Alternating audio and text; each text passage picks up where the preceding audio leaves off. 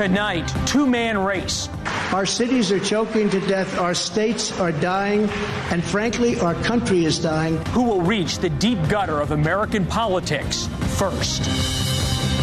Call out the guard. New York's governor sends troops into New York City subways, and D.C.'s mayor might lock up kids with guns. We don't want to lock up our kids, but we might have to if they're using guns. After years of soft on-crime policies, can they put the genie back in the bottle? Hang it up. The far left wants Justice Sonia Sotomayor to retire now. Do they know something we don't? And technical foul.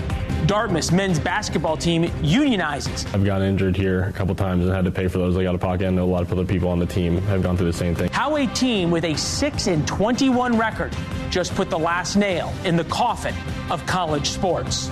These guys aren't getting paid to play here. They're representing you all. You should be proud and happy to support them. Welcome to the fairest show on television. 8 months from right now, Lord willing, we will know who the next president of the United States is. And the 2024 campaign boils down to two historically weak candidates. Their main message is pretty identical. Vote for me because I'm not the other guy. It's going to work for one of them without question. 8 years after President Trump came down the golden escalator, one comment from White House Press Secretary Jen Psaki, who was there during the Biden administration, also there during the Obama administration. She just made one comment last night, and it shows when she was talking about exit polling, she was talking about the results of last night's election. It shows why Trump's message still works 8 years later. And I live in Virginia. Immigration was the number one issue. Yes. I mean, again, these could change in Virginia. Well, Virginia does have a border with West Virginia. Hilarity ensued. Poll after poll shows immigration is one of the top issues for voters nationwide, not just in Virginia and not just in states close to the border. Perhaps immigration is a top issue after Laken Riley's murder in Georgia. An illegal immigrant from Venezuela is accused of killing her after being released from jail for past crimes. Since then, we've seen a number of headlines about migrant crime, including a young boy raped in Virginia, officers shot in our nation's capital, sexual battery in Florida, rape in Massachusetts, all by illegal immigrants. And most of those illegal immigrants, they had a criminal history, so they should have been deported. Most of them were beneficiaries of sanctuary city policies. The latest is a Washington state trooper who was killed in a drunk driving crash. The suspect, Raul Benitez Santana, is said to have entered the country illegally from Mexico and with a long criminal history. Immigration is now a proxy for all sorts of issues felt by normal America. Crime, the chaos and disorder we all seem to feel about our society, $10,000 gift cards given to illegal immigrants. Elitists respond to these concerns with ridicule and scorn, much like what we saw from Hillary Clinton and Barack Obama. You could put half of Trump's supporters into what I call the basket of deplorables. And they feel so betrayed by government. So it's not surprising then that they get bitter and they claim to guns or religion. And now Virginia has a border with West Virginia. Here now, Bachandigar Sargon, opinion editor at Newsweek. Her new book is called Second Class, How the Elites Betrayed America's Working Men and Women. Congratulations. First time we get to introduce you with the book's title. Han, you need a book. If she would write it for me, because she's written a lot of my stuff in Newsweek. I just don't know. All right, Chris Han, host of the Aggressive Progressive podcast, also a NewsNation political contributor. Good to see you. Han, when are Democrats going to learn to stop ridiculing independent voters? So, when you're doing 5 hours of cable news on a very boring election night, you sometimes make jokes that don't land. Yeah, come on. Okay, I don't think that's an impeachable offense. She was saying the quiet part out loud, though. It was an attempt of cable news humor. I watched you all night last night. All night. Because I love you and I work here. Yeah. Okay? You made a few, all right? You're talking about the seduction of, not the seduction. The romance of reconciliation. The romance of reconciliation, yes. I wasn't insulting stole that line from somebody, I think. I did. But Look, sometimes we make jokes. I've been on I've done 3,000 appearances on cable news over the years. I'm sure I made a lot of bad jokes, lots of them. None here. Right? No, you're still here. But look, and I found this interesting when I put this question together. All three of us are the beneficiaries of Jewish immigrants coming to America, and not always being welcomed. Our ancestors were not necessarily None welcomed. of my ancestors were welcome, the Jews or the Italians. Right, when they came here. As you're talking, Batya, to Americans, working class Americans across the country who are upset about immigration, how do you justify that their views and their anger and their fear about immigration is different than the people who didn't want our ancestors to come here? I don't know that they need to justify their rage. The whole line of thinking that's questioning, the grievance only makes sense when people don't have legitimate grievances.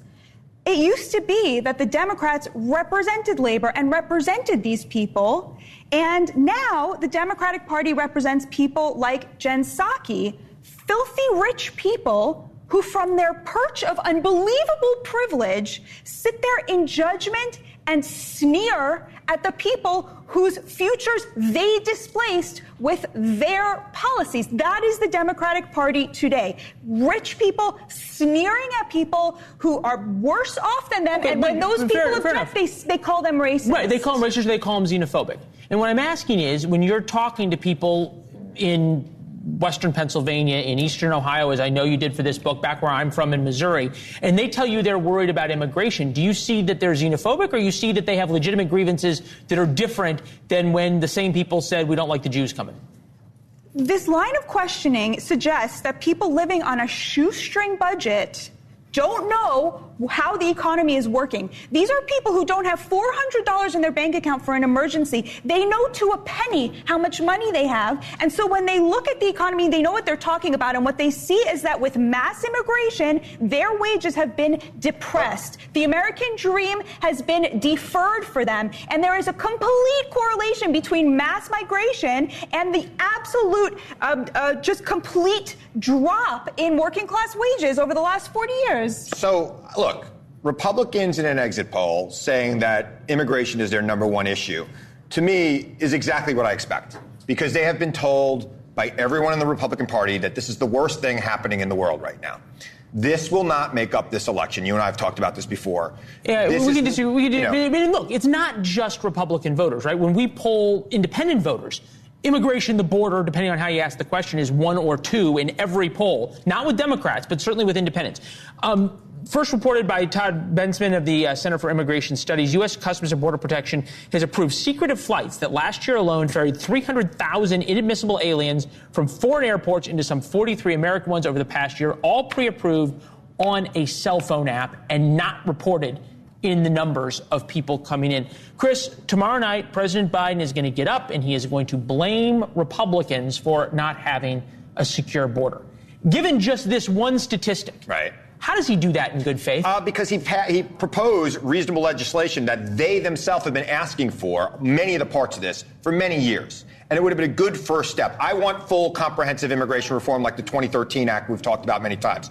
But this was a good first step. It was negotiated in good faith by both Democrats and Republicans and an independent senator. And it should have been acted on because it was everything Republicans have been asking for.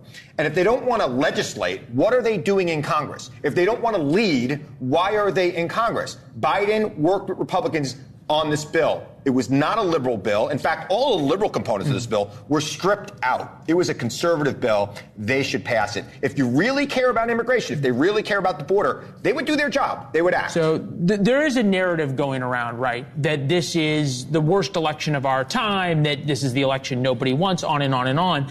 Leave it to Steve Kornacki of MSNBC to point out that that's not true, especially when it comes to Republicans. Take a listen.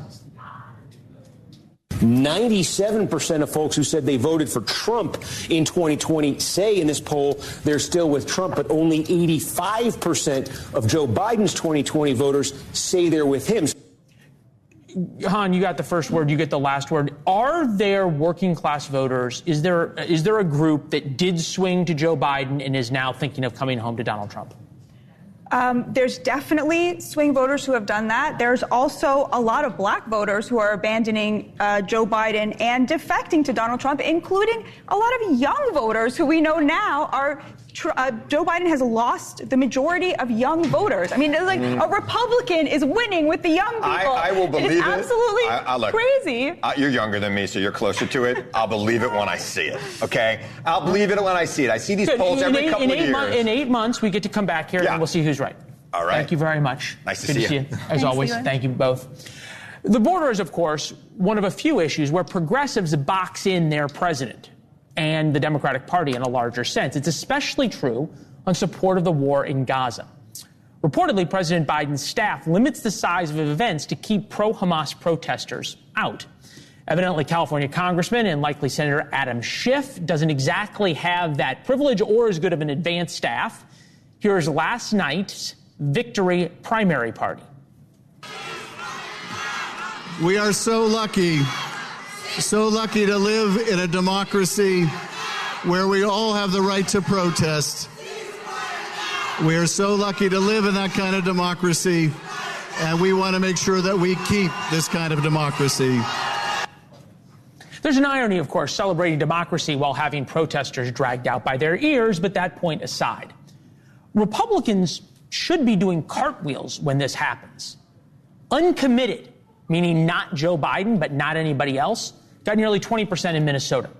The movement also took hold in North Carolina, Colorado, Massachusetts, and Michigan a couple of weeks ago. This crisis for Democrats is an enormous opportunity for Republicans to pick up moderate Democrats or independents, people that Joe Biden and Democrats can't talk to because they're worried about the progressives. Today, the former president spoke to those people, sort of, to Nikki Haley supporters as well. He said to join his movement. Literally, he offered one line in a statement: "You're welcome to join." No, I heard you. No, Republicans are a big tent. No apology for insulting the person that 30+% of Republican primary voters voted for. If you think that Nikki becomes president, if you think that they don't go after her, Steve, they go after her so viciously and she would be out of it so fast, she's not going to fight like we fight. Republicans, specifically Donald Trump, seems to show no desire to reach out to a persuadable center, and it does exist. Corey Lewandowski is here, political strategist who managed Trump's 2016 campaign, joining us quite literally on the road. Corey, we appreciate it. This is from Donald Trump today. Donald Trump made it clear that he doesn't want Nikki Haley supporters. I want to be clear, there is a place for them in my campaign. Why is, just in terms of pure paper statements, why is Joe Biden doing more to reach out to a member of Donald Trump's cabinet and her supporters than Donald Trump is? Well, look, here's where we are. Joe Biden's campaign is in free fall, and your previous guest just talked about this. The latest public opinion polls show that Donald Trump is receiving about 22% of the African-American vote. When you put that in a historical context, and particularly when Barack Obama was running for office, he received 98 and 98% of the African-American vote. And I understand he was a historical candidate, a special candidate, being the first African-American president. But Joe Biden is receiving 78% of the African-American vote right now in the battleground states of Michigan and Wisconsin. If those numbers hold up, it doesn't matter if Joe Biden reaches out to the Nikki Haley supporters. There's not enough supporters for Joe Biden to win the state of Michigan. So listen, Donald Trump and the campaign want everybody to vote for him, including the Nikki Haley supporters. There is a path for Donald Trump to win by a bigger margin in this election than he beat Hillary Clinton in 2016. Okay. So one of the things we pointed out in the last segment was what Steve Kornacki said, that Donald Trump supporters aren't going anywhere. Not only aren't they going anywhere, they're excited, they're energized. You and I saw that in New Hampshire, certainly. I saw it in Iowa. I saw it in South Carolina. They will walk over hot coals for him. So, again, why not take this opportunity, take last night to tell Nikki Haley supporters, a lot of whom are Republicans, maybe some of whom are Democrats, look, I hear you. There is a place for you. We've got to bring this together. He's not doing that. But here's the difference. Look, people understand now what the Biden policies are, what we've seen him for the last 3 years. So those individuals who supported Nikki Haley in these early primaries clearly are going to support Donald Trump. They understand what it means, the difference between prosperity and failure, between a country that is safe and secure and a country that has open borders. So those Nikki Haley supporters, if they supported anything that Nikki Haley stood for, there is no way they're supporting Joe Biden's campaign or the Joe Biden administration. So I feel very good that those individuals are going to come home. Steve Kornacki was right. 97% of those people who voted for Donald Trump 4 years ago are still with them. We see a precipitous drop-off in the Biden campaign. That's detrimental to Joe Biden because he has nowhere to go to pick up those votes when the African Americans, the Asian Americans, and the Hispanic Americans aren't with him anymore. All right, so fair to say you are bullish beyond words on Donald Trump's prospects. I understand that. Want to talk to you, though, the dynamic is very different than in 2016 and in 2020 and in 2022. Donald Trump is now on the ballot, as are a number of his acolytes, including the lieutenant governor now running for governor in North Carolina. Take a look at some of the things he's had to say. I'd love to pass a law that restricts abortion. We could pass a bill and say you can't have an abortion in North Carolina for any reason. Abortion is a scourge that needs to be run out of this land. All right. These Trump-picked candidates, whether it was Doug Mastriano in Pennsylvania, Herschel Walker in Georgia, we can go through the list. They have not done well. They have dragged down Republicans up and down the ticket. How does this not have an effect on Donald Trump, who's someone who's so toxic? Well, if you remember, look back at 2016. They said Donald Trump and Pat Toomey could never be successful in the state of Pennsylvania. They both won. Pat Toomey in Pennsylvania won that Senate race because Donald Trump dragged him across the line. Same was true with Ron Johnson in Wisconsin in 2016. So Corey, I get that. I'm going to give you the last word. I get that. But you think about how Trump won in 2016, right? It was an additive process.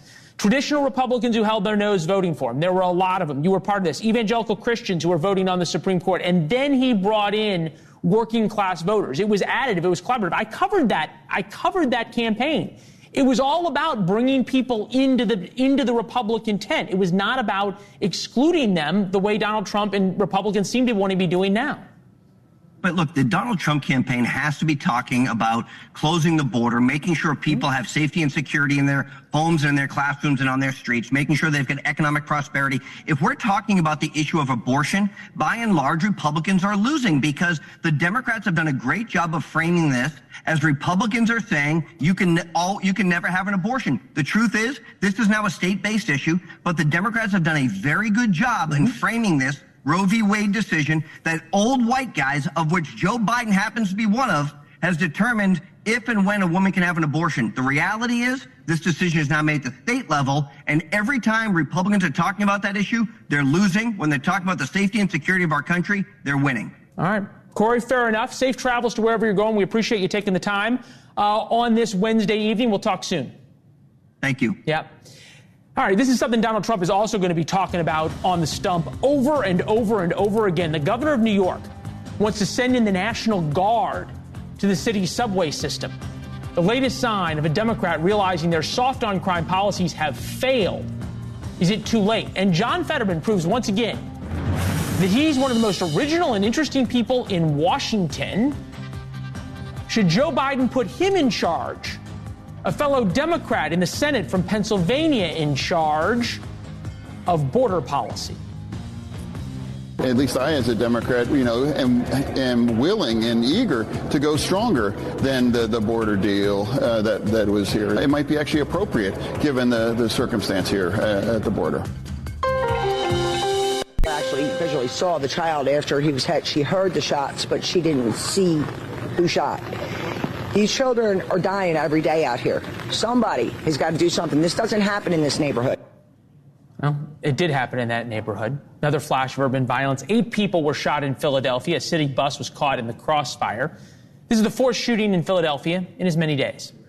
It used to be when you would hear stories like this in videos such as these from New York City, well, there was nothing we could do, right? We had to have a holistic approach to fighting crime and keep on the course of defunding the police. Not anymore. Crime on New York City subways is so bad that the governor, Kathy Hochul, is bringing in the National Guard. 750 members of the New York National Guard, 250 state police will join local cops. They're going to be checking bags to keep weapons off trains. To start, The plan could also keep people convicted of violent crime from riding the subway. Since the city stopped the controversial stop and frisk policy, violent crime has been up 14%. New York is the latest big city to reverse course on progressive police policies. 3 years ago, Washington, D.C. cut its police force by millions of dollars. Now crime there is up across the board. 35% increase in homicides, robbery spiked 67%, car theft up 82%. And they passed a tough-on-crime bill. San Francisco city lawmakers passed a number of new laws, including one that would screen people on welfare for drugs. In less than 4 years after becoming the first state to decriminalize hard drugs, residents of Portland, Oregon, seem to have had enough. And voters just took steps to end that failed experiment. National Vice President of the Fraternity Order of Police is Joe Gamaldi. He's here, also former NYPD cop, current Houston Police Lieutenant. It's good to see you. Appreciate it. Is this a step in the right direction? Yeah, I think what you're seeing is that everyone is now realizing that the soft-on-crime revolving door criminal justice system has been an unmitigated disaster. And the voters and the constituents are making very clear to their elected officials that we are no longer going to tolerate chaos and disorder in our streets. We want safe communities. And to New York's credit, at least they're trying to address the subway crime. I mean, subway crime is up 45%. But it's important to understand we can put additional resources in there. And the brave men and women of law enforcement, we're going to arrest people, we're going to put them in jail. But down the back end, if we have rogue DAs like Alvin Bragg who aren't going to charge these criminals, who aren't going to throw the book at them, they're going to be right back out on the streets to continue to commit crimes. So the enforcement is just one component. Yeah, this is the D.C. mayor, actually, on sort of that issue. Take a listen. I want to make something clear. We don't want to lock up our kids, but we might have to if they're using guns. All right, it's just that simple. Because not only are they using guns, they're victims of guns. I'm not really sure what the point she was trying to make there. What I heard, though, was we might have to if they're using guns, which is interesting considering how Muriel Bowser feels about guns in other ways and other people who own guns. That aside, are there going to be enough police officers to be able to lock these folks up? Is what you're seeing and the change you're seeing from Kathy Hochul, maybe a little bit in Oregon, perhaps a little bit in D.C., enough to reverse the trend of police departments not being able to hire folks? Well, I certainly don't think it's going to be enough to reverse the trend because police officers in this country have been treated like crap for the better part of a decade. So people who are interested in a life of service and taking this job, they're voting with their feet and they're doing something else because they know they're not going to get a fair shake as a police officer. But to Washington, D.C., I mean, homicides are up 38%. Carjackings are up 100%. Maybe we're going to have to lock people up that commit a crime with a gun. I mean, are you kidding me? No. Anybody who does a crime in Washington, D.C., or any city for that matter with a firearm should be looking at the maximum. I mean, here we are having a national conversation about gun controls and gun laws. We don't even enforce the laws that we have right now. They're constantly giving probation and deferred adjudication to those who commit violent crimes with guns. It's complete insanity. We have the tools in front of us now to enforce these crimes and throw the book at these dirtbags who are robbing people at gunpoint. It's pretty interesting, right? Because 4 years ago, when there were riots across America and Donald Trump suggested bringing in the National Guard, it was an affront to democracy. Using the National Guard was gonna completely end the experiment, if you will, if we stopped people from looting and rioting. But now all of a sudden it's Democrats who are bringing in the National Guard. What does that tell you about the change in public opinion? Well, I think the voters are making themselves clear when they threw, rogue DA Chesa Boudin out on his ass just a few weeks ago. And we're starting to see it nationwide. Voters they've had enough of it. But an interesting concept because in D.C., where they defunded their police department, they were calling for the National Guard. So let me get this straight. You don't want police officers in your neighborhood, but you want to bring in armed military instead to enforce the laws. Here's an idea. Let's support our police departments. Let's vehemently prosecute violent criminals. And let's make sure we can take our communities back and provide opportunities for those that live in those communities. I think it was in Massachusetts. There was a talk of bringing in the National Guard to some schools. Joe, thank you very much, as always. We appreciate it. Back to Washington, where sweatshirt-wearing John Fetterman is the most interesting man in D.C., a Democrat talking about immigration. At least I, as a Democrat, am willing and eager to go stronger than the border deal that was here. It might be actually appropriate given the circumstance here at the border. Imagine that. Just imagine if President Biden tomorrow night during the State of the Union said, I am putting John Fetterman in charge of border negotiations with the Republicans. It's never going to happen. If Biden really wanted to put progressives in a pickle, if he really wanted to show the middle of America that he understood how they were feeling, he'd put a Democrat in charge of border negotiations. A Democrat from Pennsylvania, no less. Pennsylvania is a state President Biden must win to keep the White House. John Fetterman understands Pennsylvania. He understands the voters there. He understands them really well, and they like him. 6 months after a debilitating stroke, and Fetterman back then could barely speak, he beat a Trump-endorsed candidate for Senate, beat Mehmet Oz. And Tucker Carlson at the time melted down. John Fetterman became a U.S. Senator last night. Does anyone think John Fetterman was a quality candidate? Is that why he won? Because they had quality candidates on the left? In a shocking turn of events, the voters in Venango County and much of western Pennsylvania believed a man wearing a hoodie cared about them more than a slick TV host. Fetterman is the man to watch tomorrow night at the State of the Union. At least he says what he thinks, especially about fellow Democratic Senator Bob Menendez. Federal prosecutors indicted multiple times on bribery charges. I've been calling for that sleazeball has to go. And I don't know why we have to get rid of Santos and we would keep somebody like him around. You'll remember last year, there was all this conversation about where George Santos would sit at the State of the Union. But shockingly, we haven't heard any hand-wringing about where Bob Menendez may or may not sit. Nobody's talking about it, except John Fetterman. Coming up next, the far left wants Justice Sonia Sotomayor to retire before it's too late to replace her with another liberal judge. Are Democrats ruthless enough to pull it off? Needs Trump to win again so Clarence Thomas can retire. And most likely, Sam Alito needs Trump to win again so Alito can retire instead of having to die on the bench. And so that's at least 2 of the 9 who have a vested professional interest in seeing continued Republican hegemony over this country. Makes sense, right? There's no shame in what liberals say about the Supreme Court. If Trump wins and it's a Republican Senate, it makes perfect sense for the 2 oldest men on the Supreme Court to retire. It's an absolute no-brainer. So now you have to wonder about the oldest woman on the Supreme Court, a Democrat right now with a Democratic president and a Democratic Senate. Josh Barrow writes, Sonia Sotomayor must retire. Democrats are distressed about the conservative court, but not ruthless enough to tell the aging justice to step down in time to avoid shifting the court even farther, right? Ian Millhiser is author of Injustices, the Supreme Court's history of comforting the comfortable, and afflicting the afflicted.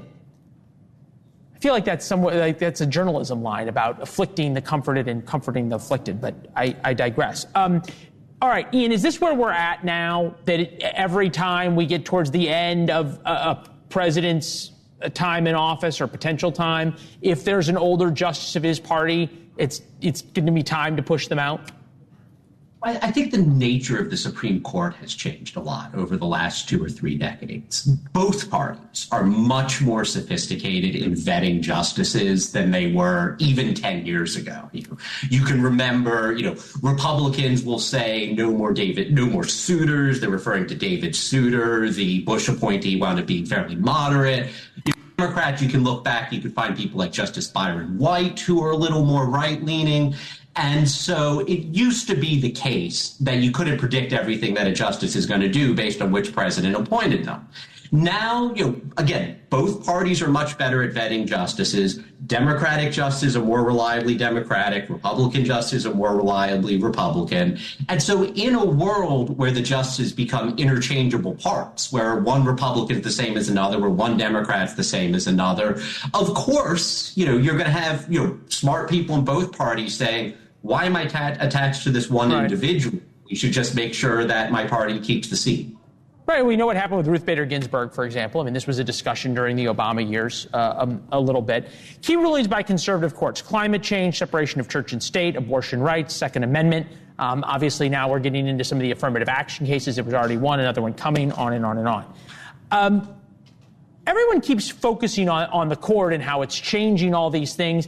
I mean, if you think about the way the court sort of radically changed America and the look of America, Brown v. the board. Are we right to put so much emphasis on the outsized effects of the court now versus the 1950s?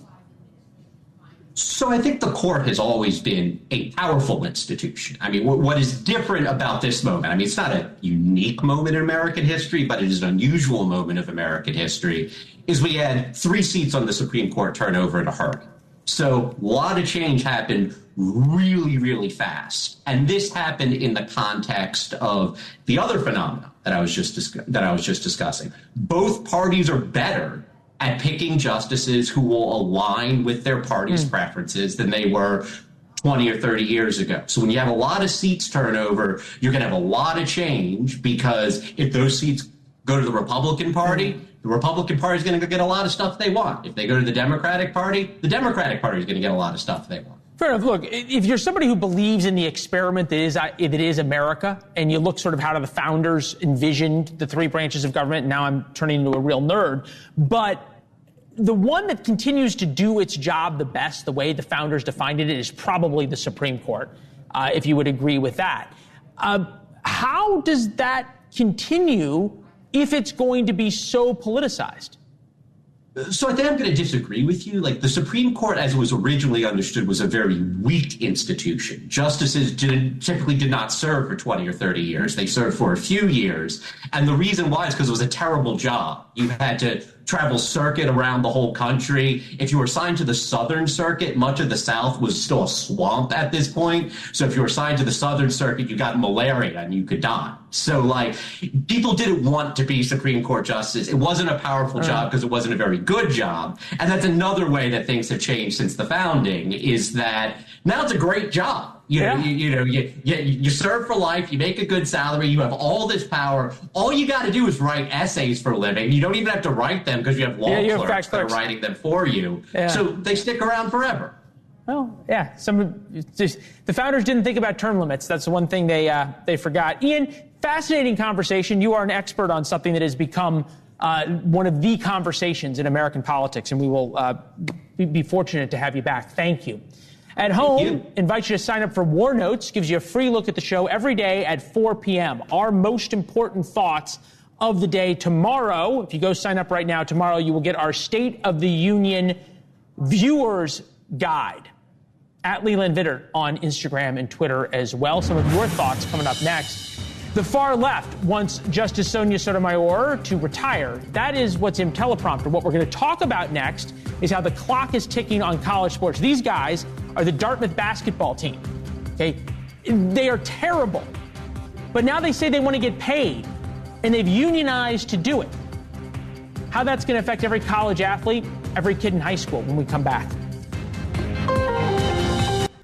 The game we were going to show you, they lost 80-56.